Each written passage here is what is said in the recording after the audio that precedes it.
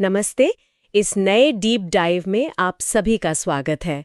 और हाँ, शुरुआत में ही बता दूं, अगर आप हमारे YouTube चैनल रियल स्टडी जी पर नए हैं तो अभी लाइक, शेयर और सब्सक्राइब जरूर करें। बिल्कुल, क्योंकि आज का जो विषय है वो परीक्षा के नजरिए से बहुत ही महत्वपूर्ण है। एकदम सही।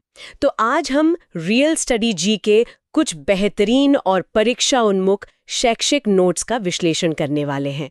हमारा विषय है प्राचीन और मध्यकालीन भारत के महान विद्वान और उनके प्रतापी शासक।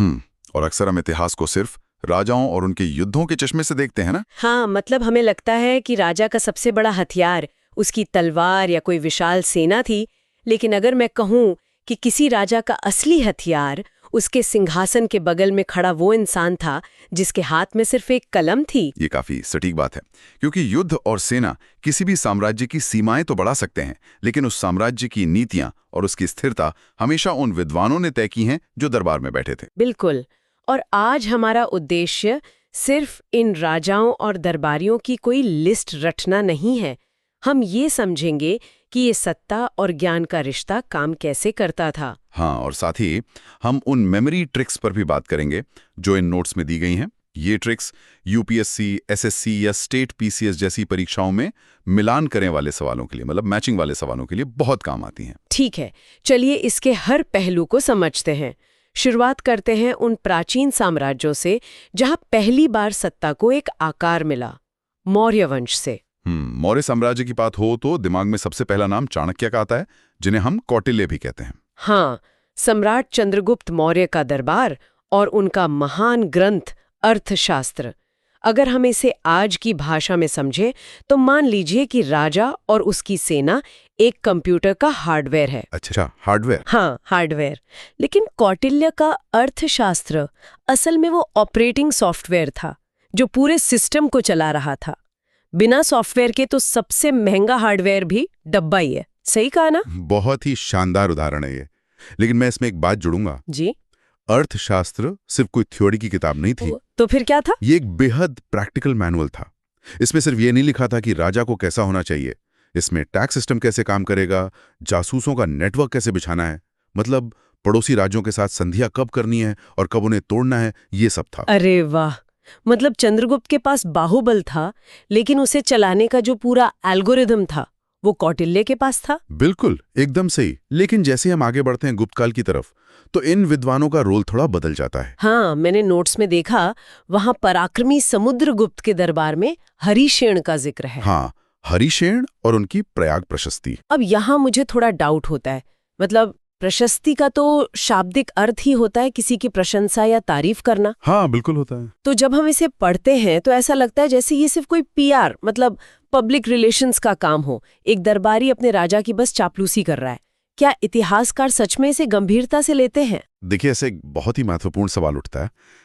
पहली नजर में आपको ये चापलूसी ही लगेगी, लेकिन हमें इसे उस समय की जियोपॉलिटिक्स यानी भू राजनीति के चश्मे से देखना होगा। वो कैसे? जब हरिशेन लिख रहे हैं कि समुद्रगुप्त ने किन राजाओं को हराया, तो वो सिर्फ तारीफ नहीं कर रहे थे, वो एक ऑफिशियल डिप्लोमेटिक डॉक्यूमेंट तैयार कर रहे थे। अच्छा, मतलब वो एक तरह का विदेश नीति का घोषणा पत्र था। बिल्कुल, ये दुश्मनों के लिए एक साफ चेतावनी थी।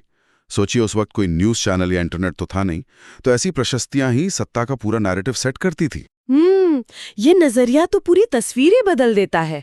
वो सिर्फ एक कवि नहीं थे, बल्कि एक तरह से विदेश मंत्री का काम कर रहे थे। एकदम सही। और इन नामों को याद रखने के लिए रियल स्टडी जी के नोट्स में एक बहुत अच्छी ट्रिक है।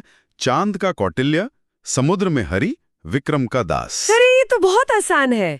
चांद का कौटिल्य यानी चंद्रगुप्त के साथ कौटिल्य, समुद्र में हरि मतलब समुद्रगुप्त के साथ हरिशेन, और विक्रम का दास यानी चंद्रगुप्त विक्रमादित्य की नौरत तालिदास। हाँ, और ऐसे ट्रिक्स के पीछे का विज्ञान भी बहुत रोचक है। हमारा दिमाग अलग अलग फैक्ट्स को जल्दी भूल जाता है, लेकिन जब उन्हें एक लयबद्ध वाक्य में डाल दिया जाए तो वो आसानी से सेव हो जाते हैं। बिल्कुल। इसका एक और बहुत बढ़िया उदाहरण कुषाण वंश और सम्राट कनिष्क से जुड़ा है। नोट्स में एक एक्रोनिम दिया है, अ-चा-न-क। हाँ, अचानक, ये बहुत ही काम की ट्रिक है। आ से अश्वघोष जो महान बौद्ध कवि थे, चा से चरक जो आयुर्वेद के महान राजवैद्य थे, न से शून्यवाद के जनक नागार्जुन और क से सम्राट कनिष्क। जाती हैं। ये परीक्षा के दौरान एक कॉग्निटिव ट्रिगर का काम करता है। हाँ, क्योंकि एग्जाम के प्रेशर में अक्सर हमारी वर्किंग मेमोरी फेल हो जाती है। बिल्कुल। और अगर हम इन विद्वानों को देखें, जैसे नागार्जुन, उन्होंने शून्यवाद का दर्शन दिया। एक विशाल साम्राज्य को सिर्फ हथियारों की नहीं बल्कि बौद्धिक गहराई की भी जरूरत होती है। कनिष्क ने वही किया। यहाँ ये विषय बहुत ही दिलचस्प हो जाता है, क्योंकि जब हम थोड़ा आगे बढ़ते हैं पूर्व मध्यकाल और मध्यकाल की ओर, तो इतिहास लिखने का तरीका ही बदल जाता है। वो इसलिए क्योंकि माहौल बदल रहा था। हाँ, अब दरबार का माहौल उन शांत दार्शनिक बहसों वाला नहीं रहा। हाँ। अब साहित्य युद्ध के मैदानों और तलवारों के बीच लिखा जाने लगा, जैसे वर्धन वंश या चौहान वंश का दौर। एकदम सही कहा आपने। बाहरी आक्रमण शुरू हो चुके थे। अब राजाओं को अर्थशास्त्र नहीं बल्कि युद्ध साहित्य चाहिए था, जो सेना का मनोबल बढ़ा सके। जैसे सम्राट हर्षवर्धन के दरबार में वाण भट्ट ने हर्षचरित लिखा। हाँ, जिसे भारतीय इतिहास की पहली व्यापक जीवनी माना जाता है। और फिर आते हैं चंद्रवरदाय, वो वीर शासक पृथ्वीराज चौहान के दरबार में थे। उन्होंने पृथ्वीराज रासो लिखा था। पृथ्वीराज रासो। पर यहाँ एक बात मुझे बहुत प्रभावित करती है।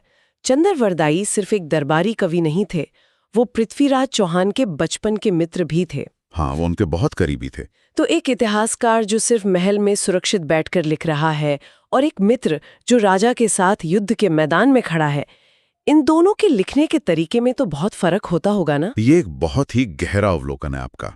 देखिए, जो दरबारी इतिहासकार होता है उसकी भाषा में एक सुरक्षित दूरी होती है, एक औपचारिकता होती है। एक फॉर्मेलिटी होती है। बिल्कुल। लेकिन जब एक मित्र लिखता है तो उसमें युद्ध का खौफ होता है, असली भावनाएं होती हैं, और सबसे बड़ी बात, व्यक्तिगत वफादारी झलकती है। यानी पृथ्वीराज रासो में जो वीर रस है वो इसीलिए इतना जीवंत है क्योंकि चंद्रवरदाई खुद उस युद्ध का हिस्सा थे। बिल्कुल। वो सिर्फ इतिहास नहीं था, वो एक दोस्त की दूसरे दोस्त को दी गई श्रद्धांजलि थी। और इसे याद रखने की जो ट्रिक नोट्स में है, हर्ष का वाण, पृथ्वी का चांद, मतलब हर्षवर्धन के साथ वाण भट्ट और पृथ्वीराज के साथ चंद्रवरदाई। बहुत ही विजुअल ट्रिक है ये। इसके बाद जब हम गजनवी और खिलजी वंश तक पहुंचते हैं तो एक बड़ा बदलाव होता है। हाँ, विदेशी साहित्यों का आगमन। दरबारों में अरबी और फारसी भाषाओं का प्रवेश होने लगता है।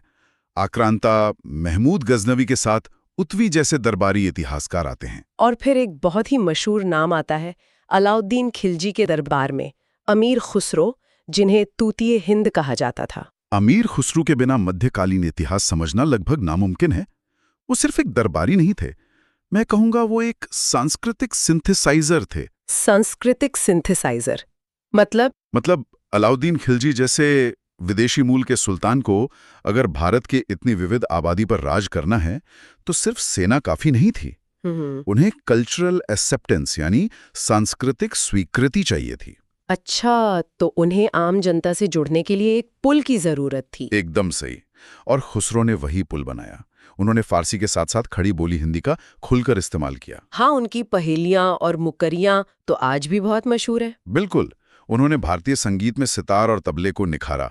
सत्ता के पास तो बस तलवार थी, लेकिन खुसरो ने अपनी कला से उस सत्ता को भारतीय संस्कृति के धागों में पिरो दिया। क्या बात है। और इस पूरे युग को याद रखने की ट्रिक देखिए। अलाउद्दीन के अमीर शेख और गजनवी में उठा तूफान। यहाँ उठा से मतलब उत्वी है, जो गजनवी के दरबार में थे। और अमीर शेख का मतलब अमीर खुसरो और सूफी संत शेख निजामुद्दीन। हाँ, हालांकि शेख निजामुद्दीन दरबार का हिस्सा नहीं थे, लेकिन वो अलाउद्दीन खिलजी के समकालीन जरूर थे। ये ट्रिक परीक्षा के समय एक मास्टर की का काम करती है। बिल्कुल। अब अगर हम इस दौर से आगे बढ़ें तो आता है मुगल दरबार का स्वर्ण युग, खासकर अकबर और शाहजहां का समय। ये वो दौर था जब सब कुछ बहुत बदल गया। हाँ, मुझे लगता है कि यहाँ आकर शासन और कला का संरक्षण पूरी तरह से इंस्टीट्यूशनल हो गया था। अकबर के शासनकाल को संस्थागत कहना एकदम सही होगा। उनके दरबार में सिर्फ लोग नहीं थे, वो नवरत्न थे। जब मैं नवरत्नों के बारे में पढ़ रही थी तो मुझे आज के जमाने के एक मल्टीनेशनल कॉर्पोरेशन की याद आ गई। अच्छा, वो कैसे? मतलब सोचिए ना, ऐसा लगता है जैसे अकबर किसी बड़ी कंपनी के सीईओ हैं और उनके नवरत्न उनका बोर्ड ऑफ डायरेक्टर्स है। ये तुलना दिलचस्प है। देखिए, टोडरमल वित्त मंत्री हैं तो वो कंपनी के सीएफओ हो गए। अबुल फाजल पब्लिक रिलेशंस और नीतियां देख रहे हैं। बीरबल क्राइसिस मैनेजमेंट देख रहे हैं, तानसेन मनोरंजन और संस्कृति संभाल रहे हैं। ये बहुत ही प्रोफेशनल ढांचा लगता है। आपकी ये एनालॉजी सुनने में बहुत अच्छी लगती है, लेकिन अगर हम इसके मूल में जाएं तो एक बहुत ही खतरनाक अंतर भी है। खतरनाक अंतर? कैसा अंतर? देखिए, आज का एक सीईओ अपने बोर्ड के प्रति जवाबदेह होता है, लेकिन मुगल काल में अकबर ही सब कुछ थे। वहां कोई एचआर डिपार्टमेंट नहीं था जो आपको आपकी गलती पर सिर्फ वार्निंग दे। ओ हाँ, वहां तो शक्ति बिल्कुल निरंकुश थी। बिल्कुल। अगर टोडरमल की बनाई नीतियां फेल हो जाती तो उनका सिर्फ प्रमोशन नहीं रुकता, उनकी जान भी जा सकती थी। इसीलिए इन नौरत्नों में विशेषज्ञता का स्तर इतना ऊंचा होना एक तरह से मजबूरी भी थी। ये बात सच में सोचने पर मजबूर करती है कि उनका दाव कितना बड़ा था। और टोडरमल की बात आई है तो नोट्स में उनकी 10 साला बंदोबस्त प्रणाली का खास जिक्र है। ये प्रणाली असल में थी क्या? 10 साल का मतलब होता है 10 साल। टोडरमल ने एक बहुत बड़ी समस्या देखी। अगर हर साल फसल देखकर टैक्स तय किया जाए तो जिस साल सूखा पड़ेगा किसान विद्रोह कर देंगे, क्योंकि उनके पास टैक्स देने के लिए कुछ होगा ही नहीं। बिल्कुल। तो उन्होंने क्या किया, पिछले 10 सालों की पैदावार का एक एवरेज निकाला और उस रोलिंग एवरेज के आधार पर टैक्स फिक्स कर दिया। तो ये गणितीय फॉर्मूला था। हाँ, और इस एक फॉर्मूले ने मुगल अर्थव्यवस्था को वो स्थिरता दी जो लाखों सैनिकों की फौज भी नहीं दे सकती थी। खजाना भी भरा रहा और विद्रोह भी नहीं हुए। कमाल है। और ऐसा ही एक बड़ा कूटनीतिक दांव सांस्कृतिक मोर्चे पर भी खेला गया। आप महाभारत के अनुवाद की बात कर रही हैं? हाँ, बदायूनी और फैजी के नेतृत्व में महाभारत का फारसी अनुवाद हुआ, रज़्मनामा। मैं सोच रही थी, एक इस्लामिक शासक बहुसंख्यक हिंदू प्रजा के इतने पवित्र ग्रंथ का अपनी राजभाषा में अनुवाद क्यों करवाएगा? अगर हम इसे व्यापक संदर्भ में देखें तो ये सांस्कृतिक समावेश मतलब कल्चरल असिमिलेशन का सबसे बड़ा मास्टर स्ट्रोक था। वो कैसे? जब आप एक बहुत बड़ी अलग आबादी पर राज कर रहे हों तो आप उन्हें हमेशा डराकर नहीं रख सकते। आपको उनकी कहानियों को, उनके विचारों को अपनाना पड़ता है। तो महाभारत का अनुवाद एक संदेश था। हाँ, ये संदेश था कि मुगल सत्ता भारत के प्राचीन ज्ञान का सम्मान करती है। शासक और जनता के बीच की मनोवैज्ञानिक दूरी को कम करने का ये एक बेहतरीन तरीका था। और फिर शाहजहां के आते आते ये सब और भी भव्य हो गया। अब्दुल हमीद लाहौरी उनके दरबारी इतिहासकार थे जिन्होंने पादशाहनामा लिखी। और शाहजहां का काल मुगलों का वास्तुकला का स्वर्ण काल माना जाता है, क्योंकि अब सत्ता सिर्फ कागजों पर नहीं बल्कि पत्थरों पर अपना इतिहास लिख रही थी। हाँ, लाहौरी उसे शब्दों में लिख रहे थे और शिल्पकार उसे लाल किले या ताजमहल के रूप में जमीन पर उतार रहे थे। बिल्कुल सही कहा। जितने भी विद्वानों की बात की वो सब किसी न किसी राजा के दरबार में थे, लेकिन नोट्स का जो आखिरी हिस्सा है वो दरबार की चौखट के बाहर की आवाजों के बारे में है। हाँ, ये वो महान कवि थे जो मुगलों के समकालीन तो थे लेकिन दरबारी नहीं थे। जैसे भक्ति काल के महान संत तुलसीदास, सूरदास, जायसी और रीति काल के स्वतंत्र कवि भूषण, बिहारी, रहीम। ये इतिहास का वो हिस्सा है जो महलों के बाहर सीधे आम जनता के बीच था। और यही मेरा एक गहरा सवाल है। इतने प्रतापी राजाओं के दरबार में अबुल फजल या लाहौरी जैसे विद्वान थे, अकबरनामा लिखी गई, लेकिन आज अगर हम भारत के जनमानस को देखें तो उन दरबारी किताबों का कोई खास असर नहीं दिखता। सही कह रही हैं आप। इसके बजाय तुलसीदास जी की रामचरितमानस या सूरदास के पद आज भी घर घर में जीवित हैं। ऐसा क्यों है कि दरबारी ज्ञान समय के साथ सिमट गया और स्वतंत्र ज्ञान आज भी अमर है? यहाँ सबसे आकर्षक बात यह है कि इन दोनों के लिखने का उद्देश्य और उनके लक्षित दर्शक मतलब टारगेट ऑडियंस बिल्कुल अलग थे। अच्छा। दरबारी कवि किसके लिए लिख रहे थे? वो सत्ता के लिए लिख रहे थे, राजा की छवि चमकाने के लिए। उनकी भाषा भी फारसी या बहुत शुद्ध संस्कृत होती थी जो आम आदमी समझ ही नहीं पाता था। मतलब वो सिर्फ राजा की लेगेसी को डॉक्यूमेंट कर रहे थे। एकदम सही।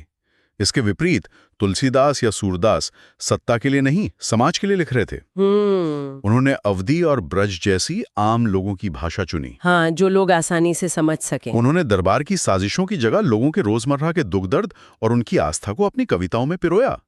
इसीलिए पादशाहनामा इतिहासकारों के लिए एक टूल हो सकता है, लेकिन रामचरितमानस लोगों को जीवन जीना सिखाती है। ये सचमुच बहुत गहरी बात है। जो रचना सीधे समाज की आत्मा से जुड़ती है वो कभी नहीं मरती। बिल्कुल। और इसे याद रखने के लिए नोट्स में एक बहुत अच्छी ट्रिक है।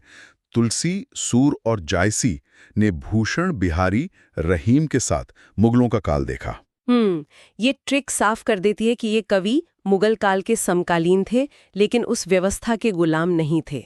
तो अगर हम इस पूरी चर्चा का सार निकालें तो रियल स्टडी जी की ये जो मास्टर रिवीजन मैट्रिक्स है, जी ये सिर्फ मैचिंग वाले सवालों के लिए नहीं है। हाँ, ये हमें दिखाती है कि चंद्रगुप्त मौर्य से लेकर शाहजहां तक सत्ता का संरक्षण हमेशा से ज्ञान के लिए जरूरी रहा है। और ये स्रोत हमें ये भी सिखाता है कि सही मानसिक खाका मतलब 3D मैप्स और ट्रिक्स के जरिए हम इतिहास को रटने के बजाय आसानी से समझ सकते हैं। बिल्कुल सही।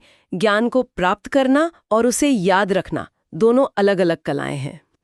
एकदम। तो आज हमने देखा कि कैसे राजाओं ने अपने समय के सबसे तेज दिमागों को अपने दरबार में जगह दी। लेकिन जाने से पहले मैं आप सभी श्रोताओं के लिए एक विचारणीय प्रश्न छोड़ना चाहती हूँ। वो क्या? जरा सोचिए, अगर भविष्य का कोई इतिहासकार हमारे आज के युग को देखेगा तो वो किसे संरक्षक और किसे विद्वान मानेगा? क्या आज की बड़ी टेक कंपनियां और उनके अरबपति संस्थापक नए दौर के राजा हैं? सोचने वाली बात है। और क्या दुनिया भर के वैज्ञानिक और कोडर्स जो उनके लिए काम कर रहे हैं वो उनके नवरत्न हैं? क्या सत्ता और ज्ञान का ये खेल आज भी वैसा ही है, बस दरबार की जगह ऑफिस आ गए हैं? इस पर जरूर विचार कीजिएगा। बिल्कुल, बहुत ही दिलचस्प सवाल है। तो आज के लिए बस इतना ही। मिलते हैं अगले डीप डाइव में।